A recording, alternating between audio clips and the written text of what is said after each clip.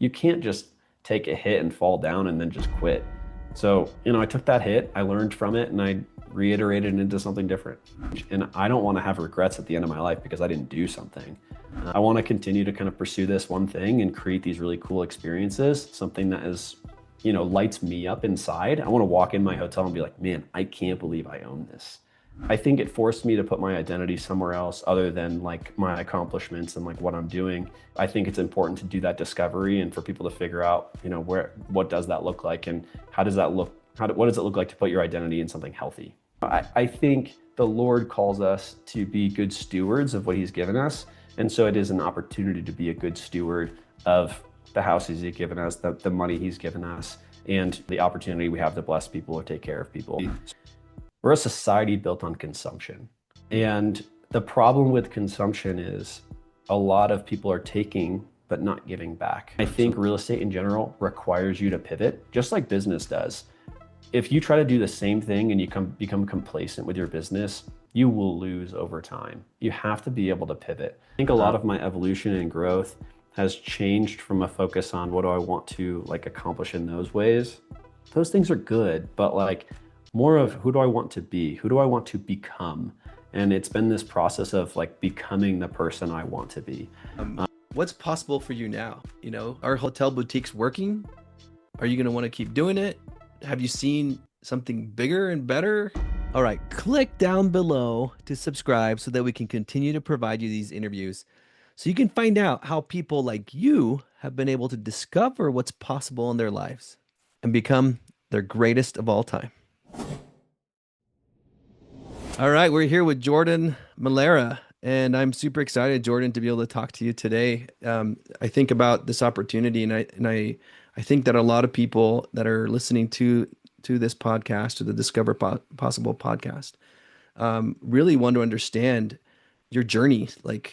Tell us about who you are, and then what you've been able to accomplish, and what's been possible for you in your life. For those of you that don't know Jordan, I'll give you a short intro. So Jordan comes from working in serving our country in the Air Force, and then he was an early member of the Space Force, right? And maybe I'll have you talk a little bit about that. But in this brief overview, after that, he got his MBA, and now he's been growing his real estate investment portfolio. So I know that there's a lot of people trying to understand how they can become independent financially, but then just how they can discover that it's possible for them. And so why don't we start off, Jordan, just giving you the time. Tell us a little bit about your journey in discovering what's possible in your life. Maybe we can start back. I love the idea of understanding your journey from, being in the service and why did you go there, and then how you got to where you are today. Let's start with that. Yeah, for sure. Well, first off, thanks for having me. It's always cool to kind of be able to just share a little bit about my story and just, help people understand that, I haven't done anything special, and being able to kind of share that anybody can kind of do what I've done, as long as, they're kind of just diligent and disciplined about kind of where they want to go. So I'd love to kind of share some of that, where it kind of all started. So for me, I wouldn't say I grew up in a family that was super patriotic, but I kind of always had this interest in, maybe selfishly, in going to a service academy. And so I wanted to go to the Air Force Academy and tried really hard to get in. And just the way things happened, I didn't get in. And it was one of the first times that I've maybe experienced disappointment and failure. But through that experience, I think it made me stronger and kind of solidified this desire to actually go serve our country in some way or another. So So I went to let me interrupt you yeah. before you go on to your schooling. Why did you want to join the Air Force? Where did that all begin? I think it began with kind of just my parents throwing these ideas out there. Hey, Jordan, you're really good at math and science. You should study engineering. Hey, Jordan, you can get a great education by also going to the Air Force Academy and getting a degree there. Have you looked at that? And so through that search, I think it was a lot of my parents' guidance, not to force me one way or another. I don't think that was ever their intent, but just to kind of open up my eyes to what's possible. I come from a family that lived in upstate New York, and no one moves away. And they were encouraging me, hey, go move to Colorado, go do something different. And so I think they did a good job of kind of shaping that for me and kind of steering me towards what might be interesting. And that's ultimately, after more research and looking into the Air Force Academy, grew this desire to actually serve our country. And, through that, found out that a lot of people in my family, especially like both of my grandparents, served in the military as well. And so a desire to kind of keep that legacy going. That's very cool. And then what made you choose the Air Force? I'm just curious. They call it the country club of the military, and I didn't want anything too rough. Marines seemed too rough, Army seemed too rough. Navy was a possibility, but I didn't want to get stuck on a ship. So Air Force was really just like, it seemed like a better career field. I was really interested in planes and space, and so there was maybe a little bit of desire to, like, if I'm going to do engineering, I'd rather I'd love to do like aeronautical engineering or some sort of like mechanical on planes. So that's, I think, a lot of what drew me there. So you didn't get in. No. Then what happened? I kind of applied to one other school, kind of a pity school, that, my parents had recommended I check out as well. I visited. I was like, you know what, whatever, I'll apply just in the off chance that I don't get in. But I was confident I was getting into the Air Force Academy, and turns out didn't. And then was left with this only school that I had only other school I had applied to, only like a month or two before I was supposed to begin college. And so I ended up going there, and was also able to do Air Force ROTC, which it basically just allows you to do all of your similar training you would do at the Air Force Academy, but you do it during, at a regular college, and then you commission when you graduate into whatever, in this case, the Air Force. So because that of that route, you were able to get in. Yeah, yeah.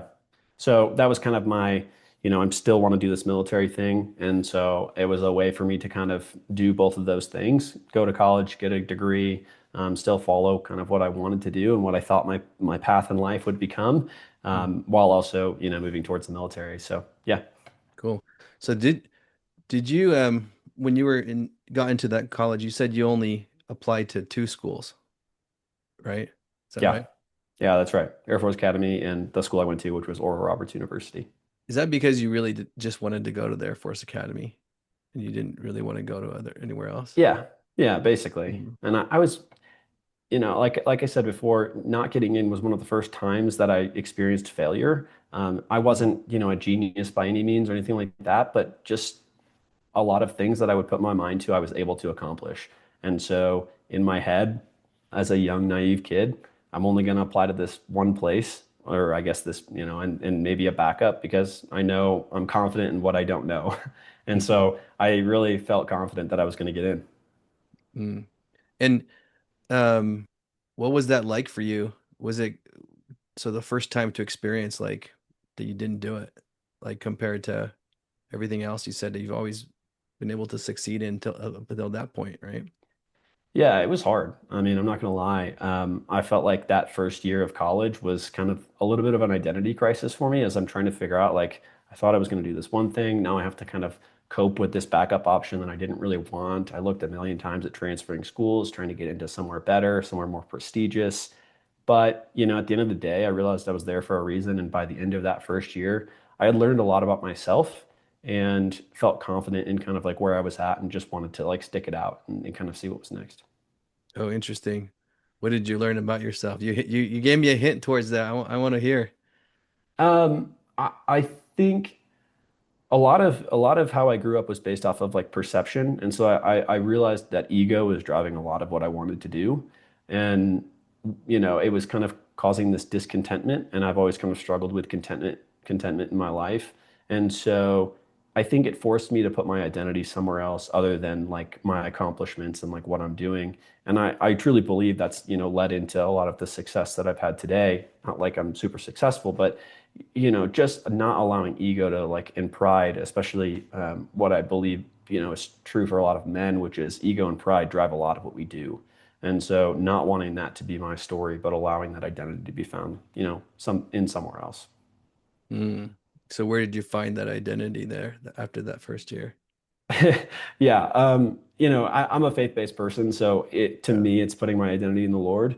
Mm. But that's going to be different for everybody. And so I think it's important to do that discovery and for people to figure out, what does that look like and how does that look, what does it look like to put your identity in something healthy? Oh, I love that. And as you were going through that, um, you then leaned on, again, the military. Is that what happened next? Yeah, yeah. So I was going through school, planned to enter into the military. And so when I commissioned, we kind of had this decision to make. I was about a year out from getting married when we had to make this decision. And we were like, where do we want to go, and what do I want to do in the military? And for the longest time, I thought I was going to go kind of directly into a mechanical engineering or kind of R&D role in the military. And at the very last second, had a lot of influences kind of telling me to go into the space industry. And so I ended up going and applying in the Air Force for the space operations career field, which led me to Colorado Springs, where we are today, and led me kind of along that path into, a space-oriented career field, and eventually led to me joining the Space Force. So that's kind of what the path looked like next. So the influences that led you to that. So what did you study in undergrad? I studied mechanical engineering. Okay. So what led you to that side as you were like, about to get married and trying to figure out what you wanted to do in the military? Like, how did you get inspired there? Well, in ROTC, we have active duty military that come in and they serve at the campus, and they're kind of our instructors, Mhm. kind of preparing us for active duty. And the space career field was very small at the time, and still is pretty small. And as luck would have it, we had like three different people, three different active duty members that came and served at the school, and were teaching us. And for that small of a career field, that's very, very rare. But all three of them, just praised the space operations career field, really liked the locations, just had so many good things to share. And so they, not intentionally, I don't think by any means, but kind of drew a lot of us, probably out of the 8 that commissioned, I think 4 of us went into the space career field, because they talked so highly of it and talked about, opportunities. And I think as I was thinking ahead, I was always thinking, what am I going to do when I exit the military? For me, it wasn't ever like a long-term thing. I was open to staying in 20 more years, but always kind of in the back of my mind, I wanted to set myself up for what if I don't want to stay in that long. And it seemed like the opportunities outside the military were really good for people that were leaving kind of the space operations career field, and maybe a little bit tougher for just general career fields. So that was, I think, some good guiding decisions that kind of informed me and pushed me that direction. No, that's cool. Makes total sense. And then what happened? So then I graduated commissioned. I got married, and my wife and I moved out to Colorado Springs and kind of started that journey in the military. And it had its ups, it had its downs, and ultimately, kind of in the middle of all that, started. I think in college I read Rich Dad Poor Dad, Richest Man in Babylon. I was always kind of intrigued by this business aspect of life. Why did This you read those? I maneuvered my way into some business classes in college, kind of Okay. traded out some classes for others because I always had kind of this, again, entrepreneurial mindset. I always wanted to like start something or create something. Did your I dad or come mom from do that? Is that what? Yeah, yeah. So it's sort of my grandfather ran a hair salon, and he owned 5 or 6 locations throughout the upstate New York area. My dad had done the same thing as an optometrist, running a couple different practices throughout the area. And so, although they were never, I would say, like the most business-minded people, they definitely worked in their business rather than on their business. They still kind of inspired me to want to create something for myself, Got and more than that, like be known, I guess, in the community and like find a way to make the community around you better. So I think that's what always drove me to wanting to like discover what business was really about. That's awesome. And then so you were reading those books. That you were reading those in college, you said, or high school? Yeah. In In college. And then college. as I left, I was kind of trying to discover like what is this business thing going to look like? So I remember starting some Etsy shops. I remember looking into drop shipping. I was looking at anything and everything. And I kept coming back to While you were serving in while the I was active duty. Yeah. active duty, okay. Yeah, because we were in like this training period. We had some downtime, and so my mind was just thinking. And there was some other business-minded people that I was going through training with, and so we'd kick around ideas and talk about different things. And But is that like a very common thing for active duty? Because there's often downtime, you're saying. yeah, especially when you're first starting off, you'll go through training cycles, and if you go active duty at the wrong time, at an inconvenient time, or like kind of um, that you'll hit an off cycle. And so classes start every 4 months and you come in when that class has just started. Well, now you're waiting 3 or 4 months before you even kind of hit the next phase. And so you might literally they might, farm you out to a couple different places on base where you might be able to do a little bit of stuff here or there. But in general, it's I wouldn't say the most efficient time for most people entering the military. You end up kind of just sitting around. Some people talk around the water can or whatever. But, I wanted to kind of educate myself and use that time as best as I could. So you and a couple others were had this entrepreneurial mindset, and you were starting to kick around ideas, drop shipping, and where were you getting your ideas from? Um, each other and just kind of Okay. looking on the internet and you think, oh, that can't be that hard. Maybe I'll try this. Maybe I'll try that. And you think everything kind of makes money at that time, and so you might try your hand at one thing or another, but you realize, yeah, this stuff's like actually kind of difficult. Business takes like some intense effort, and you have to be able to kind of figure out what's actually going to be successful. And I think during that time when you're young too, you're trying to figure out, what am I chasing? Am I chasing, what in a real estate context, you're thinking, are you chasing like business value appreciation? Are you chasing cash flow? Like there's all these different ways that you can build a business and things you can do. And it really depends on what that end goal is. Like I guess like what you want to accomplish and what's important for you to get out of that business. So I think there was some discovery there as far as like, is it long-term wealth I'm trying to build? Is it multi-generational wealth? Am I just trying to put some extra money in my pocket so I can, travel a little bit more? So I think that was like part of the discovery process and the reason we kind of jump between some different ideas or kind of would talk about different stuff. But at the end of the day, it always led back to real estate for me. And so that's really what I chose to slowly move into at first. So this was like you and your wife you're talking about, or you and your buddies from the service? Um, yeah, me and my wife ultimately decided to like take action in that way. But I would say like in general, I've tried to always surround myself with people that I could throw ideas past and they would tell me like, no, that's stupid, or have you considered this, or stuff like that. So so real estate was always something that was kind of in your mind, right?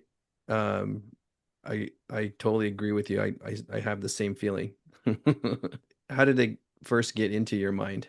I think it was just the Rich Dad Poor Dad, honestly. And Okay. then at that time, Bigger Pockets was, this big, I guess, this growing platform where, they had a very successful podcast on helping people get started in real estate. And so, there was just a lot of learning that I was doing on that platform to really just try to understand this real estate concept. And so those two things, I think I read that book, found Bigger Pockets, started just scouring the forums, started listening to every podcast I could, and then at one point, I am I don't really get stuck in analysis paralysis. I'm just kind of an action taker, and I was just like, I'm just gonna do this. Like we'll kind of go at it in a conservative way at first, but I'm just gonna do it. And so there was just this big desire, like let's just like push hard into this. Let's see how it goes one time. If it's successful, maybe let's do another one, and let's just kind of see what happens. And my plan initially was just slow and repeatable. Someone had told me, when you're in the military, every place you go, buy one house, keep them, rent them out after you move. And by that time, you might have 5 houses, and you know towards the end of your career, they'll be close to being paid off and you'll be set. And so it was going to start that way. And then it kind of sped up from there. But that was kind of the plan Wait, who initially. told you that? Random people. I think the first house we bought, there was my next door neighbor who honestly was a little bit kooky, but he was even telling me. And then there was people, I think during some of my college training that had shared the same thing. And so I'd kind of heard it a couple different times, probably 3 or 4 different times as I was kind of entering the military. And so I was like, yeah, this seems like a really solid path. It doesn't have to be anything crazy. Hopefully it'd be like pretty simple, a few houses, and it would at least probably set us up for retirement. Is that because when you're in the service, sorry if I don't know this, but do you not have to live in base? Can you just buy a home? If you're an officer, you're not required to live on base. Okay. In certain locations, you may be required, but most places stateside, yeah, most officers will live off base. Okay. And so you really have that option. Okay.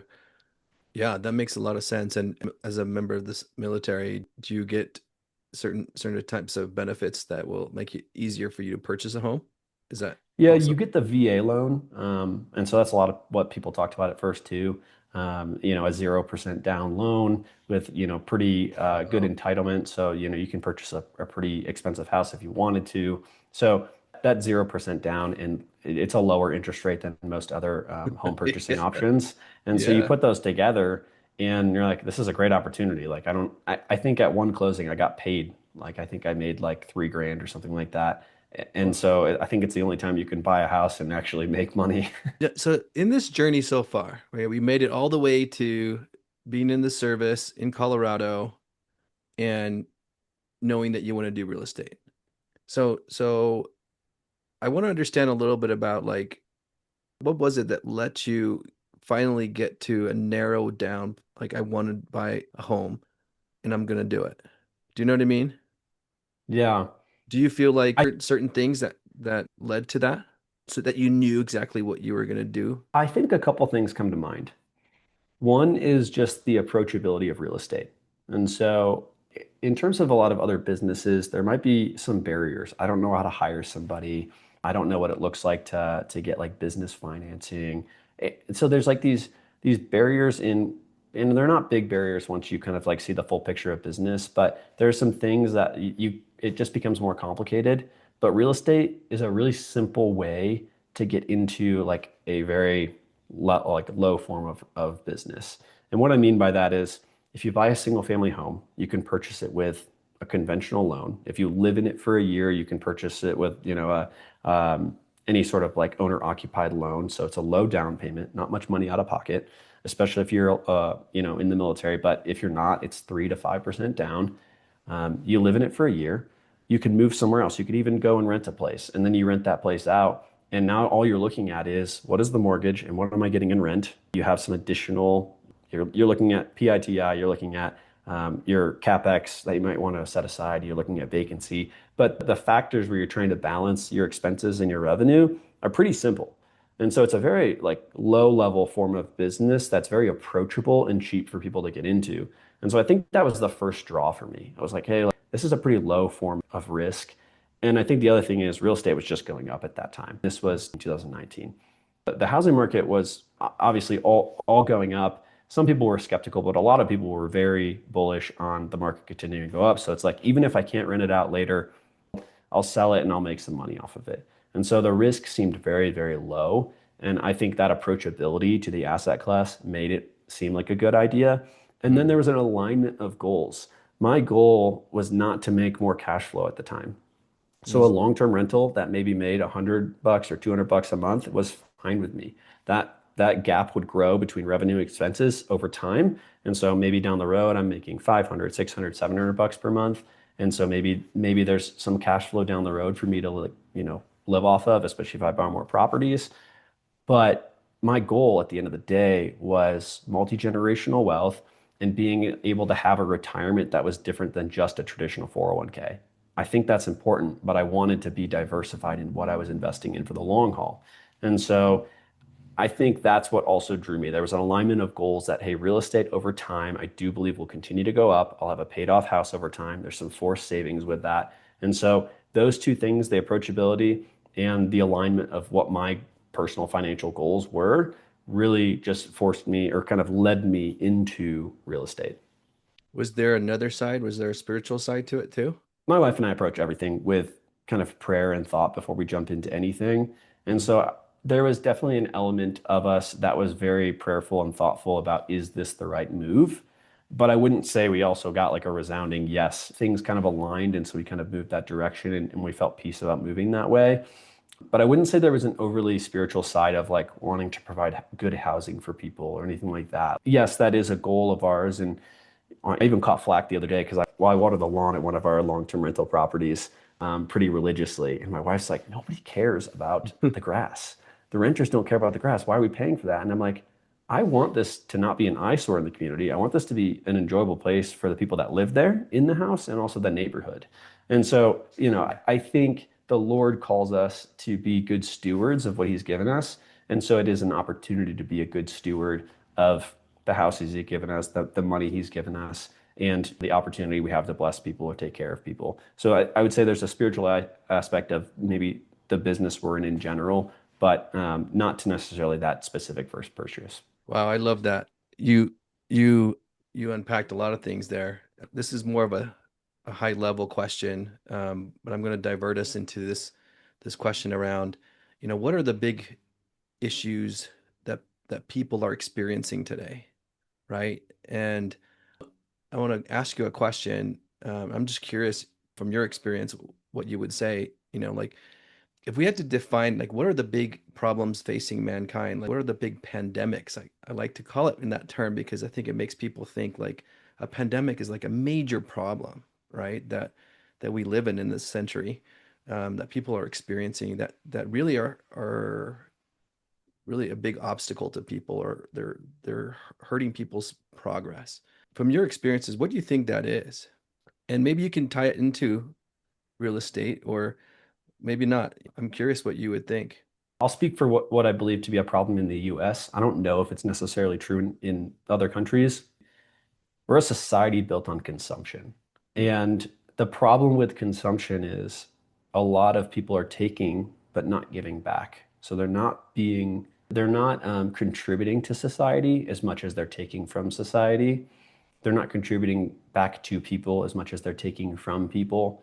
And I think the easiest example to see is just social media in general, where there's content everywhere. And it's not that people aren't creating content, but I think there's more consumption than there is than there is content creation or creation as a whole.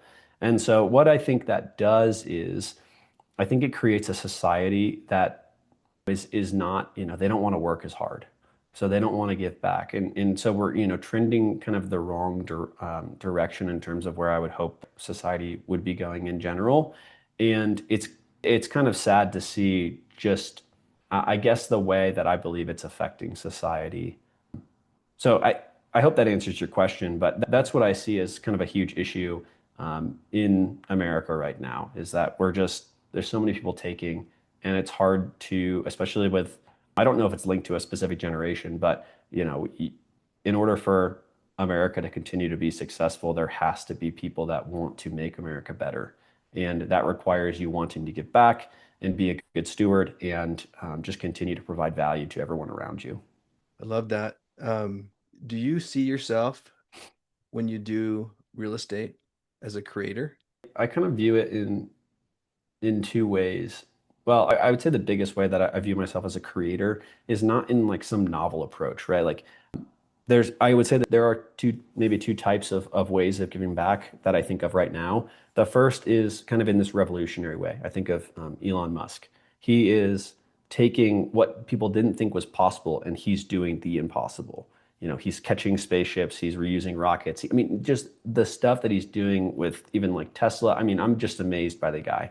And I don't think we give him enough credit. And, people always want to hate on him for a million different things. But at the end of the day, his contribution to society and to the world has been massive. But I don't view myself that way. I'm not kind of like this revolutionary where I'm coming up with these fresh new ideas. What I am doing is I am consuming and then I'm hoping to give back more. So, when we're getting into real estate, I'm not doing anything novel. I'm buying properties, fixing them up, and renting them out in various different ways. But I think what I'm trying to do is make society better by fixing up these properties, like this hotel we bought, this most recent acquisition. It's in an area that's beautiful, but it's run down. No one is taking care of their stuff. No one is, this hotel in general has been an eyesore. And so we've had people stop in. We haven't even done renovations. We've just cleaned up the outside of the property. And they say, hey, thank you so much for taking care of this place. Like, it's been an eyesore. It's been a place of, a lot of crime and a lot of other nasty stuff within the community for a long time. And so there's this rejuvenation of the property and this restoration of what was old and good into something that's even better. And so that's where I really feel like I'm able to contribute. It's finding ways to take something that was good once and bringing it back to that state or even better. I love that, man.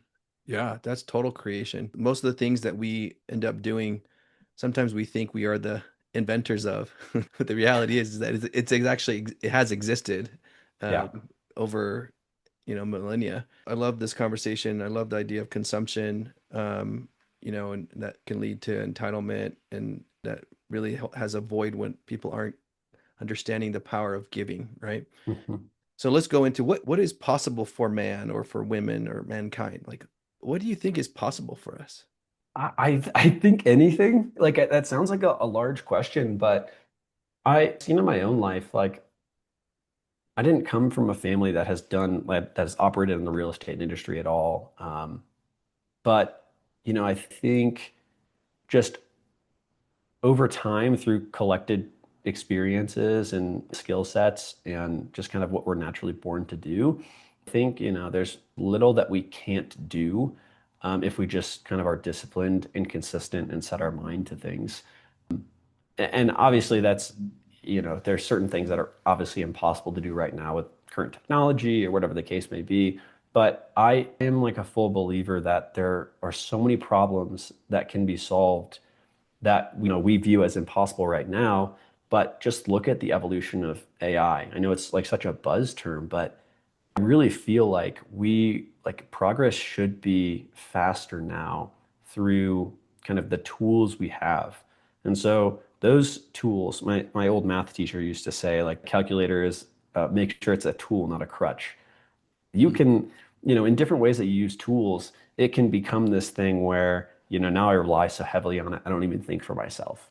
But that's not what we need to use AI for. We need to use it as a means to take what we know and kind of push that forward even faster.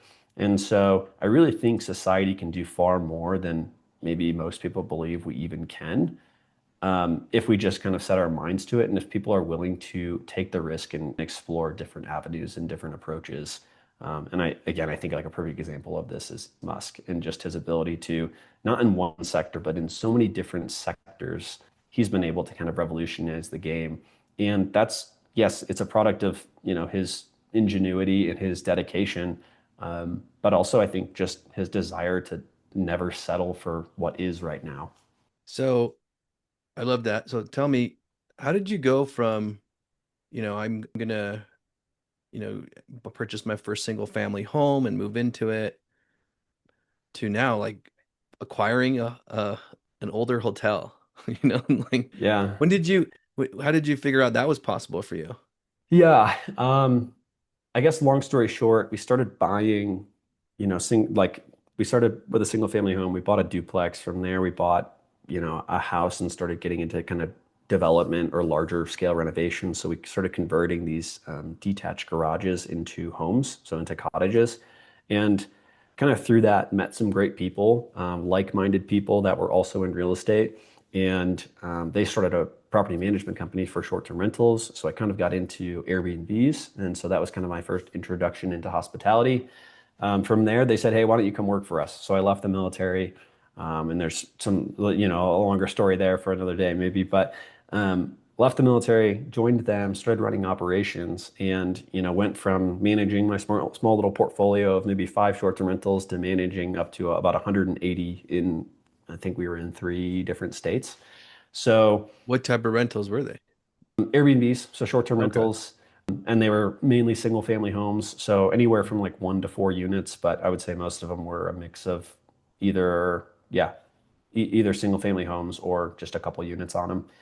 So through that, I learned what large-scale hospitality looks like and how difficult property management is of individual properties. When you're managing 180 units across a couple different states, it's really hard to build at scale. It's really hard to maintain quality. And through that search and through just more content consumption of what people are doing in the hospitality space, I really grew a fascination into the boutique hotel space. And I realized, oh, a lot of these issues that I'm having in kind of the short-term rental operations world won't exist with a hotel. You have Mm. everything under a single roof. You have a management staff that runs things. You have, just these different efficiencies that are gained by having a single location, one hotel. And so I really just wanted to try it. I'm like, this seems so fascinating. It's a little bit different. I think there's more efficiency. I think it may end up being actually less work and more profitable. And that was kind of the introduction into the hotel space. So I came to a group of people that I really trusted. I didn't want to do it alone as kind of a risk and mitigation. And so I said, "Hey, does anybody want to buy a hotel with me?" And one of them was like, "Yeah, let's do it." So I was like, "Okay, great, let's go buy a hotel." So we started looking, and in about 6 months, we closed on our first hotel. Wow. Let's turn back a little bit. Yeah. Um, Most people that I know that, including myself, really, like who always wanted to get into real estate, and maybe haven't done it yet, right? How do you go from that? Okay, I want to go buy my first single family home, or even, and how do you make it possible? We're in the real estate side. What does it take to have that power to just do it? I mean, I think in the beginning, like I said, real estate was very approachable. And so it was really, we were basically the process that we used was a mix of, I think they called it like nomading and house hacking. So we would live in a house for a year. We would then go look for another house to live in for a year, for like move into another house, so purchase another house, and then rent out that previous one. And it allowed us to continue to use these low down payment options. So between the three loans that were available to us, we had the VA loan, which we used first. We had an FHA loan. I think we used that one second. And then we had a conventional loan. VA is But 0% why down. why did you only have those available to you? How did you know what was available to you? Yeah, I guess a lot of it was listening to podcasts, like I mentioned before. So, they would talk about these different low down payment options. And so all three of those are, less than 5% down on a property in order to get into it, as long as you're moving into it. So that was the stipulation. And so that's why it was always this method of buy it, live in it for a year, because you have to intend to occupy the property per loan regulations for a year in order to do that low of a down payment. We would live in it for a year, we'd move out and rent out that property. And so it was really through a lot of just research into real estate that we learned what those loan options were and then surrounding ourselves. So, we started going to meetups, local meetups, real estate meetups. And so, we went from from going to those meetups to starting our own because we just wanted to network with Hmm. more real estate investors and learn, hey, what's working for you? Because there's a million different strategies in real estate. And so, some of them, depending on the market cycles, are more successful than others. We were in long-term rentals because that's all we knew. When we transitioned to short-term rentals, because of the meetup we were at and the people talking about the success, we went from not cash flowing much to cash flowing a ton just because we moved into a different form of real estate investing. And there's, people doing other forms too that are just as successful. Okay, cool. So you're saying that to get the power to actually act on your inspiration, you essentially are figuring out that it's doable, figuring out that it's not very complex. You are finding your options, finding the lowest cost option, lowest risk option, and then but I guess what's you really go from there? So okay, I've got one loan option. I only require 5%, right? Like, all right, I'm going to start saving until I get that 5%. And then Yeah. what do you really do next to just go for it? I think first thought just goes to like surrounding yourself with people that can kind of double check your assumptions. So Mm, I think that was a lot of it. Like, hey, I think based off of what I'm seeing here that this property would work for these reasons with this strategy. And you're kind of throwing that into a pro forma. And then, I would always kind of push it past. For me, especially starting in real estate, I looked for a real estate agent that was actually investing in real estate. There's all these agents that will talk about, oh, I'm investor friendly. And it's like, what does that actually mean? You talk to them and you're like, well, how many investment properties do you have? Oh, well, I don't have any, but I've helped a lot of investors. Well, if you don't have any, how do you know what it's like to actually own a property? How do you double check my numbers when you've never done it yourself? And so that was like the first place to start. I used to talk to, this is actually what I moved into out of the military. I became a real estate agent for a short time because mm, I just wanted to help people. I wanted to help people realize like real estate investing is not that hard. It's actually really simple if you surround yourself with the right team, and the team is Mm. a lender who understands investment real estate, a agent that understands investment real estate. It could be your insurance provider, so your insurance broker helping you find, good insurance and, hopefully not like overinsure, underinsure your property, risk mitigation. So there's these people that you can there's a team you can assemble in real estate, and this is true in business as well, to help mitigate those risks and give you confidence moving forward. And so that's what we did initially. We found a real estate agent who, ended up being a very close friend of ours, started that property management company. We've grown very close together and done real estate, together for a long time now. And he really showed me the way of this is how this is how you do real estate. This is how you invest in this stuff. And, over time, I've been able to share stuff with him, share hotel opportunities with him. And so we all have these different skill sets, but what is really important is surrounding yourself with the right type of people that can help you understand, the details behind the investment and kind of double check you. That's cool. I like that a lot. From a opportunity perspective, you're trying to figure out, you've got a team, and it's nice is that you don't have to like really pay up front to be able to get a good, you know, mortgage lender, right? You don't have to pay up front to be able to get someone good that will help you with insurance or Right. um and so really that's a really low cost way to start building your team. I like that concept. And then Hmm. how, I know in the world I come from, right? I come from launching software companies, and I come from like running ads for big brands and small companies, right? And you're always testing.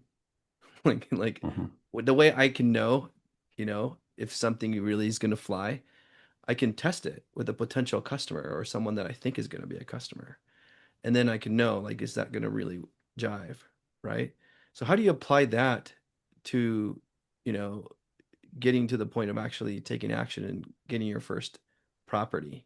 Does that make sense? Yeah, it's hard in the real estate industry to do like testing. And so really what you want to do is, you know, again, you want to figure out what's working. So, we talked about podcasts, and podcasts provide like a good understanding of maybe a larger real estate investment. Does real estate work in the US? And what are the ways or the levers you can pull to make it work? Yeah, to make it work kind of in the US in general. Then you have your local market, and that's why we started a meetup. The meetup was great for networking with people, but also you get to learn on an individual market basis because real estate's hyper specific. You could go up to Denver and the strategy is completely different than what it is in Colorado Springs. And we're only an hour drive from each other because they're two different markets. And so the local meetups allow you to understand what testing are people doing in the industry and what's working and what's not. And so in an industry where you can't necessarily like A/B test something, you can learn from the experience of the people around you. And sometimes that means you do try something and then you share at the meetup with other people, like, I tried this, it didn't work. It's not a good strategy. And so maybe that's some of the risk that comes with real estate. It's harder to pivot around. So if you wanted to buy a short-term rental, and like that's your main strategy, you can pivot to other strategies, but it's difficult to pivot. If you pivot from a short-term rental and after a month it's not working, after 2 months, after 3 months, and you try to pivot to a long-term rental, you got to get rid of all your furniture. You probably lost a lot of money. Did the numbers, does the rental payment support the mortgage? So the pivoting is a lot trickier when it comes to real estate. And so, it's a lot harder to do kind of that A/B testing. But I would say like that's where you're trying to find as much information as you can from people in the local market. So you couldn't find your meetup, so you created your own? We couldn't find a meetup that was really geared towards real estate is an old industry. And so we'd go to these meetups and they're kind of boring, very sleepy. And we're like a young crowd. We're like, man, we're like 25 years old getting into this. Like, we want people that feel energetic. We want to bring in like great people that are going to talk about really interesting topics. Everyone was just doing, well, I think like single family home rentals. And it's like, we're talking Airbnbs, we're talking, co-living, we're talking about, assumable mortgages, like these things that people weren't talking about at other meetups. And I mean, we easily became, the top meetup in our area with, 50 or so people, if not more, showing up on a regular basis because we were offering something exciting. We were offering, an opportunity for people to like learn about the latest and greatest trends and what's working and what's not and share cool deals that we were doing. So yeah, at the end of the day, like we couldn't really find what we wanted. And it was right after COVID. So a lot of meetups weren't really starting up. And so we were like, you know what? I know people don't want to meet, but we do, and we don't care. So like, let's get people together. So is there someone organizing these more throughout the country that are these type style that you like? Yeah, I think there are other people doing it now, um, but not. I'm sure in every local area or in any larger area. Like I know San Diego has a couple great ones. I know there's in Tampa, Florida. I'm a part of a few different masterminds where people have kind of built off or like kind of done similar concepts, and they're kind of located in those areas, and they're running super great meetups. Stuff that just drives a lot of people to like find a lot of enjoyment by going to them. So yeah, I'm sure you can find them. It's just yeah, seeing what's in your local area or Yeah. being able maybe to drive. We used to have people that would drive down from Denver to Colorado Springs just to come. So maybe you have to drive a little bit to get to a meetup that you actually want to go to. That makes sense. So what would you say to what have you learned about the right type of real estate investment? Like you talked about, there's like thousands of different, real estate opportunities that you can go after.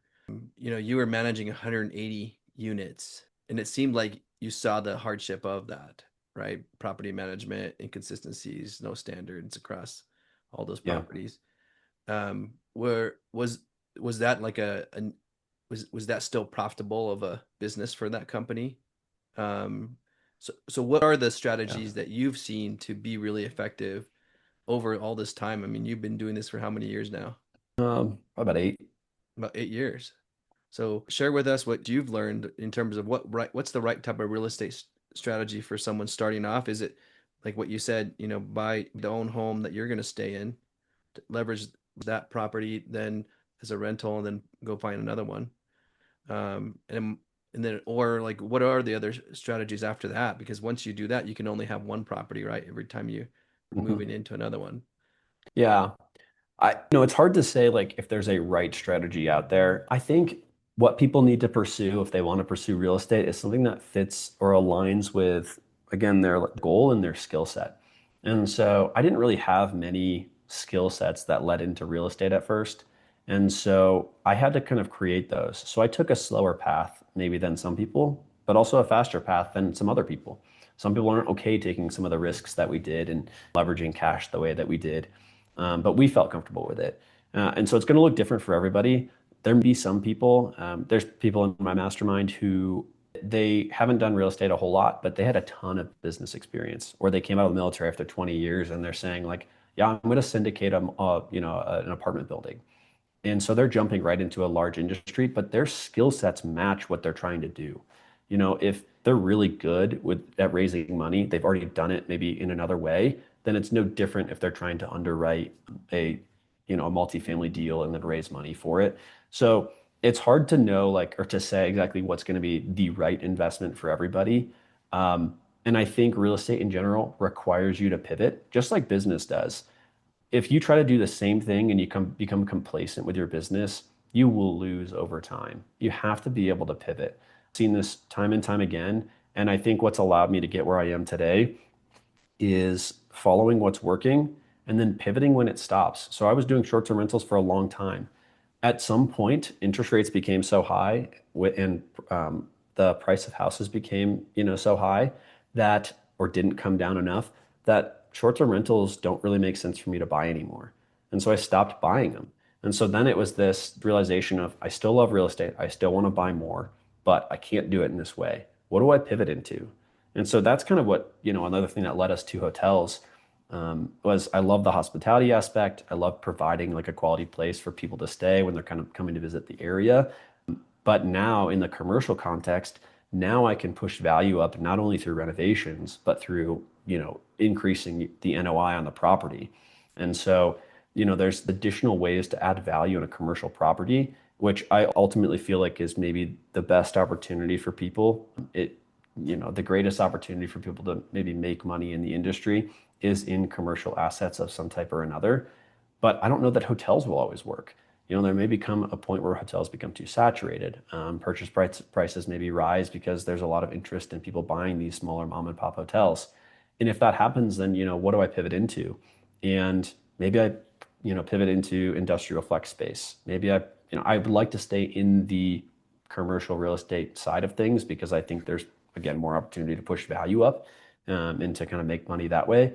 But I'm just always ready to pivot. Pivot from short-term rentals into hotels, pivot from, the first pivot was long-term rentals into short-term rentals. Yeah, I think even with my jobs, I've pivoted from one job to another. I know you have in some ways or another as well. And just being open to, I'm going to need to move into something maybe that aligns better with whatever my goals are at that time. Yeah, makes sense. So now it seems like you're recommending not short-term rentals, not long-term rentals. You're saying commercial is the way to go. And Yeah, but I'll specify. I'll say this. There are markets in the US where people are still widely successful with short-term rentals. So if someone wasn't sure, they weren't confident maybe in their skill sets yet, and they wanted to start in a less risky asset class, but they still wanted to do hospitality, then maybe they should start with a short-term rental. Maybe just a short-term rental in a market that it makes sense in. And there's lots of markets out there. Just my specific market isn't that market. And I'm big on, investing in the local community if I can. And so it was important for me to just try to find an asset class that, maybe could work in the area that I'm in. So it's not that I'm not recommending it. It's just that with where I was going and what we have going on in our local market, it stopped making sense for us. really quickly, how do you know if a short-term rental strategy is not going to work in your market? And how do you know if a long-term rental strategy will not work in your market? You got to start running numbers. I mean, we've analyzed deal after deal after deal, and it's not that like if you run a like analysis on three different properties and you determine it doesn't work, that it doesn't work. It's really, I think the easiest way is just again talking to people in the local market and not people that have something to gain from it. If you go talk to a real estate agent, you know, I don't love real estate agents, and that's coming from a real estate agent because they're incentivized the wrong way. And so you might talk to an agent and they be, oh yeah, short-term rentals work here, but like they may not know. And they're incentivized to, kind of get you to buy a house so they make money. So in some ways, I think going to local meetups and just getting some honest feedback from investors is a great place to start. You could hop into any like real estate forums to try to figure out like if that works in that market. It'd be easy to say like, are short-term rentals working in Boise, Idaho? And you'd probably have some people that would respond to that and be like they're working for me still. Just bought a property last week. You know, so I think that's an easy way to kind of figure out what market they're working in, but also just like running the numbers yourself. So, it may take like, okay, at what purchase price would this deal work? After you look at them all, and then you say, hey, can I actually get anything in this market for this price? That's cool. I love that. I know this is you probably answered some of this, but um, what daily, weekly, monthly habits do you do right now, right? That have helped you be able to land successful investments? I think like networking is huge. This hotel that we found most recently was just through a broker relationship. And Hmm. so it So wasn't they something brought it to you? they had brought it to us. They said, Wow. hey, we know you bought this place. It seems like you're running it really well. Are you interested in that? When you Oh, start just moving because into, this is not your first boutique Mhm. hotel. Yeah. Okay. Yeah, they knew we were serious because I think that's the hard part for these brokers. You have anybody and everybody kind of messaging, oh, hey, like I'm interested in this, but a lot of them don't even have the ability to close on the property. They knew we had kind of the only the operational experience, but the capital to close the deal. So they knew we were serious. And in the commercial world, network goes a long way. I mean, that's true for financing as well. You build a good relationship with a lender, and again, they understand, oh, they can actually close this deal. They're well capitalized. Then, they're more willing to actually have a serious conversation and push that deal through. Because you start moving into like loans that are going to be held by the bank. And so they're a little bit more flexible, not kind of necessarily government-backed stuff. Although you can get SBA loans for hotels, which is what we've done a couple times as well. So, forgot your initial question. Yeah. So Oh, which habits, like daily, oh, weekly, habits. monthly, that Yeah. is helping you be successful in investments? Yeah, I think keeping a sound mind too. What that looks like for people, morning meditation, quiet time. It helps you kind of pull back from the excitement of a deal and really understand, like, why am I doing this? One thing that I made a mistake of in the beginning was overcommitting my time. And so ended up kind of not being good at anything. I wasn't really there for my family. I wasn't there. I wasn't doing a great job in my job. My investments were struggling a little bit. And so I had to cut out I had to realize and prioritize and set aside, okay, these are the important things.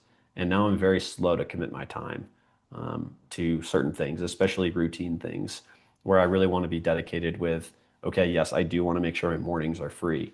So I can get my own time to myself and also be there for my family. And same thing in the evenings, not overcommit my time in the evenings. I think that's been kind of a regular thing that I've done too, is kind of assessing priorities. And then you have to watch over your investments as businesses grow, as portfolios grow. If you're not careful, you might not realize it, but you might be losing money in a place in which you didn't realize you were, or maybe that's changed over time. And so constantly looking at your P&Ls and constantly assessing, where is there opportunity and maybe where are we losing ground and how do we turn that around? How are you constantly looking at your P&Ls? What do you do to do that?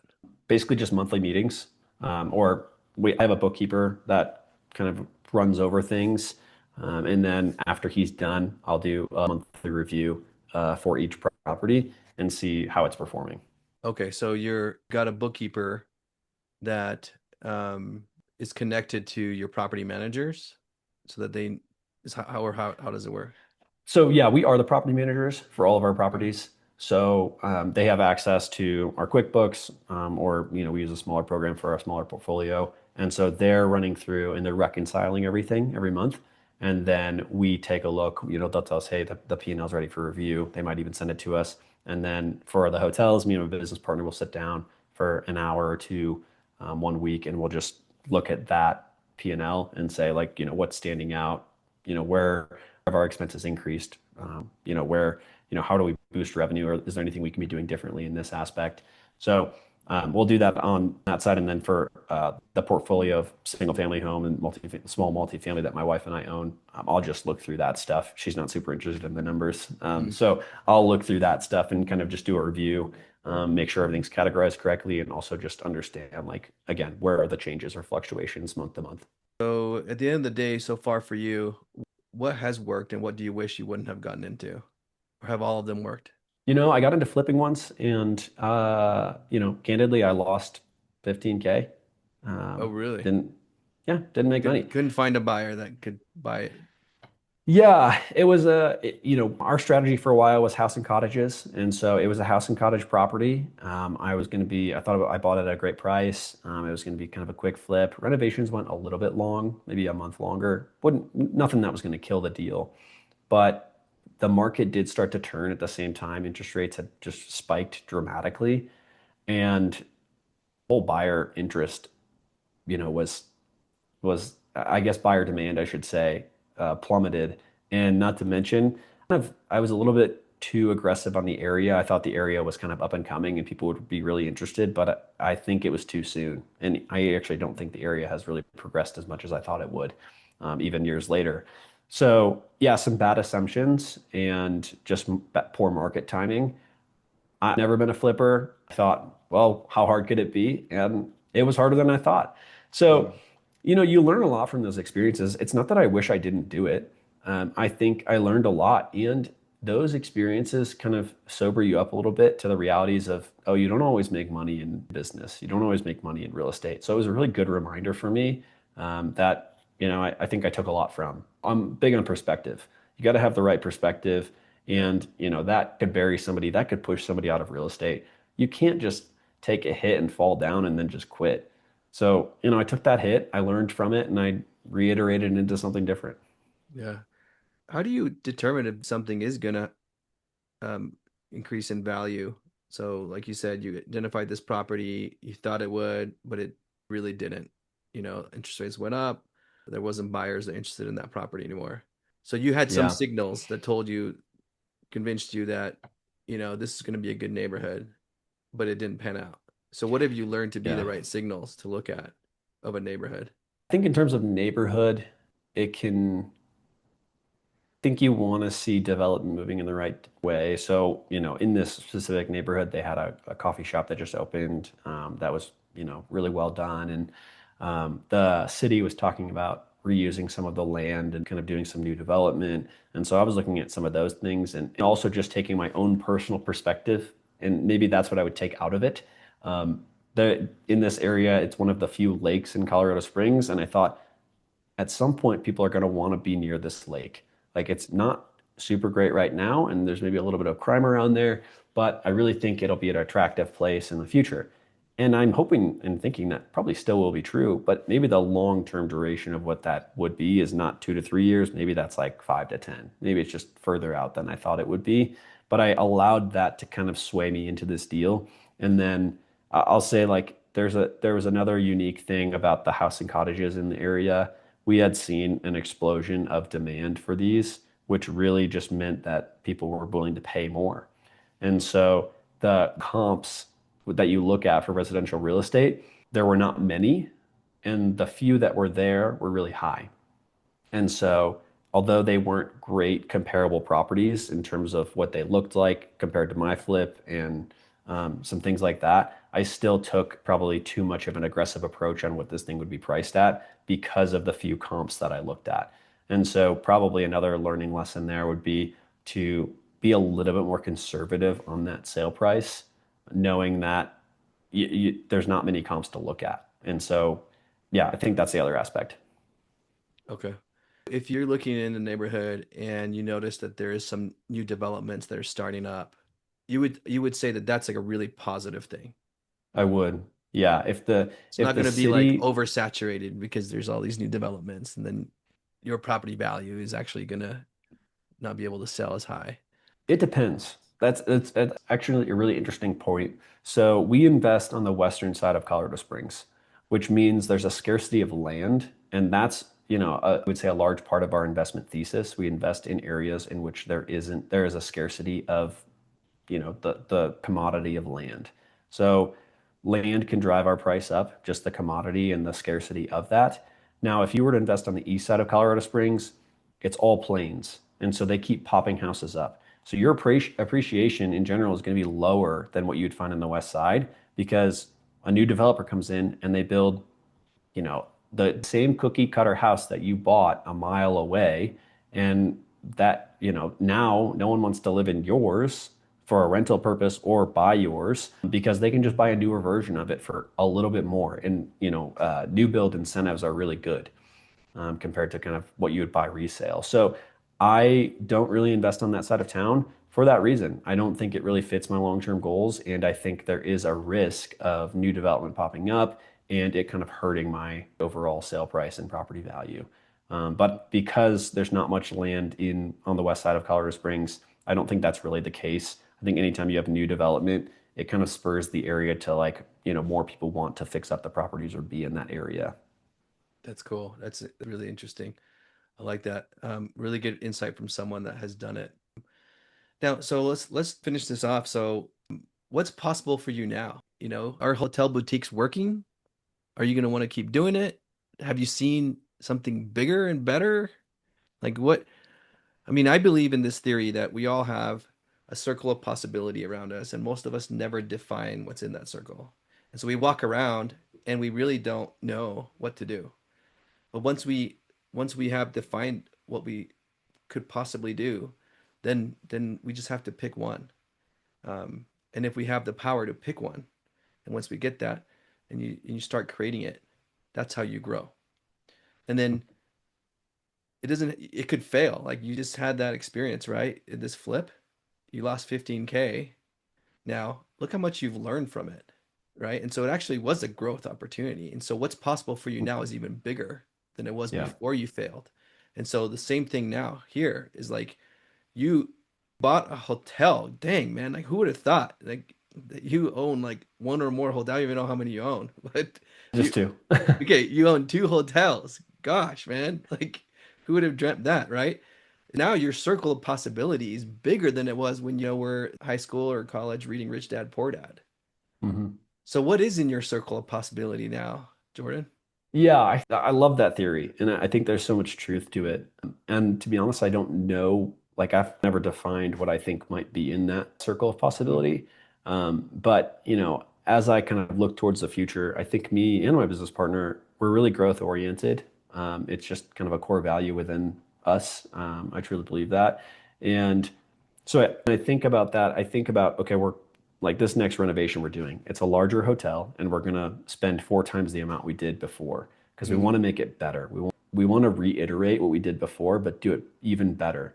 And so, what we're looking towards right now is how do we create a portfolio or a collection of hotels that all kind of have this shared experience, so people kind of know what they're going to experience. Think about like a Marriott or a Hilton, but also have a unique feel that plays into the local area. And so that's kind of where we're headed next, or kind of Mm. what we're trying to build out to. But what's cool about life is, well, I think is cool about life is we don't really know where any of this is headed.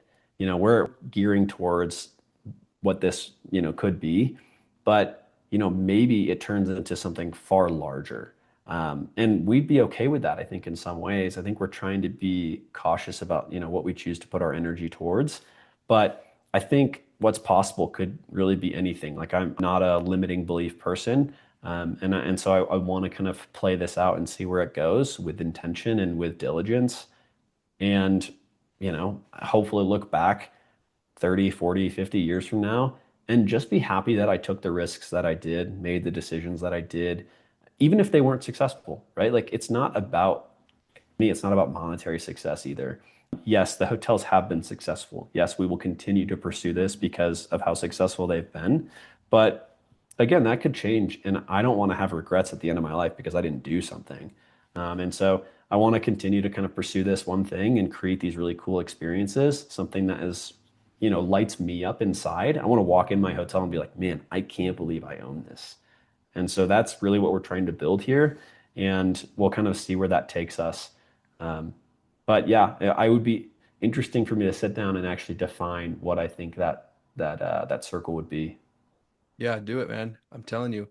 Um, Oftentimes we don't know, and it takes a moment create, and you're creating your circle. Do you know what I mean? Yeah. You got to give yourself a chance to create it. Mm. Your answer to me was like really, um, you know, anything is possible, but I love the idea of being able to have a like a theme or a specific standard around multiple boutique hotels, you know? And it's the natural evolution, right? If you think of the ones that created the massive hotel chains today, right? Hmm. Like it sounds like you got to get a new meetup of hotel builders. You know what I mean? That you can follow the same pattern, which would be Hmm. really interesting. The growth that you've experienced, you've just from your conversation, man, like when you were, you know, sitting there, serving our country, had some downtime to where you are today. How have you grown as a person?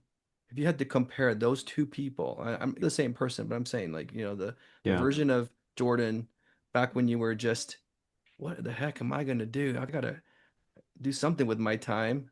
You know what I mean? Reading Rich Dad Poor Dad to today, owning two hotels, owning multiple different types of real estate portfolio, um, having a good partner, good marriage. Like, how have you grown? You know what I mean? How would you describe that? Yeah. Um, I mean, in some ways, I would say I'm not even the same person. I mean, I look at back Mm, at even who I was in college, and I think I was someone completely different than, who I am today, and in so many better ways. I think what's truly led to a lot of that growth has been kind of this shift from what can I accomplish to who do I want to be. mm, Like society in general, like the new year rolls around. What are your New Year's resolutions going to be? What are the goals? And a lot of times they're all focused on what am I going to accomplish? How many books am I going to read? How many properties am I going to purchase? And I think a lot of my evolution and growth has changed from a focus on what do I want to like accomplish in those ways. Those things are good, but like more of who do I want to be? Who do I want to become? And it's been this process of like becoming the person I want to be. And so I think that like some of the largest change I've seen is less of a focus on those goals of doing things and more of a focus on becoming a certain person, becoming someone that is there for my family, becoming a person that is less task oriented and more focused on how do I build like a great company culture with the people that are working with us? How do I how do I lead well? What does it actually look like to lead with integrity, but with an excitement? Like I always get frustrated when there's these leaders out there that are monotonous and boring and like they just put everyone to sleep. It's like life is meant to be enjoyed. Like people already have, yeah, people have perceptions about various things, and I want to like kind of change that. I want to be someone that is energizing, and really contributing back to people where people feel energized just being with them. So, I don't know if that's like a very concise way of answering your question. So maybe just to put it a different way, a lot of the growth that I've seen is mindset growth and spiritual growth, just in the process of trying to become a better person, for like to the people around me, and so that I can lead like a large organization well. Because if we go the direction we want to go, things will continue to grow with us. Our business will continue to grow and flourish. That means more people that I have to lead. And so there's a greater responsibility there of being the right person that actually can lead those people. So I think that's a lot of the growth that I've seen. I love that. That's awesome, man. Well, congratulations for who you're becoming. Hmm. I totally agree that, one of the things that in this life, after I've researched and studied the life of so many people, it really is a realization that all these things we're doing here in this life is to help. Hmm. And so if you think, okay, so if our goal is growth, then what's possible for us? You know what I mean? Yeah. And like Yeah. it's pretty cool to think about. And then the other realization I've had is that, but how do you grow?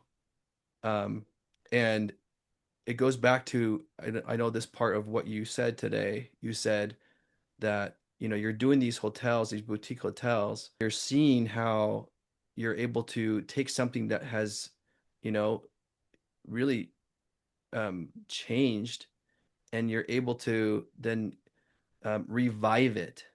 And why are you doing that? If you think about it, like you are reviving the whole community around you.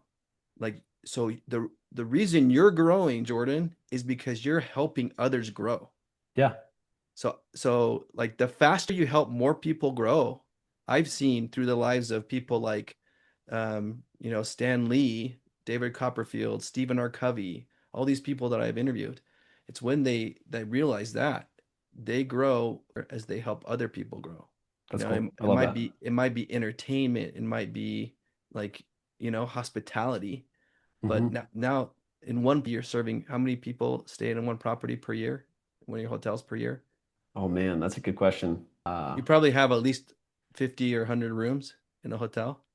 Our first one we have 27, and the second one we have Okay. 39. They're a little bit smaller, Okay. but So 29. So people, I mean, if you're probably serving at least 1,000 people a I year. would think so. Yeah, over that. Yeah. Look at that. And so you're the impression impact you're making in the lives of those people, right? Yeah. Have a direct reflection on your growth. So Hmm. amazing. Props to you, man. Thanks for the time. It's been a fantastic opportunity to talk to you.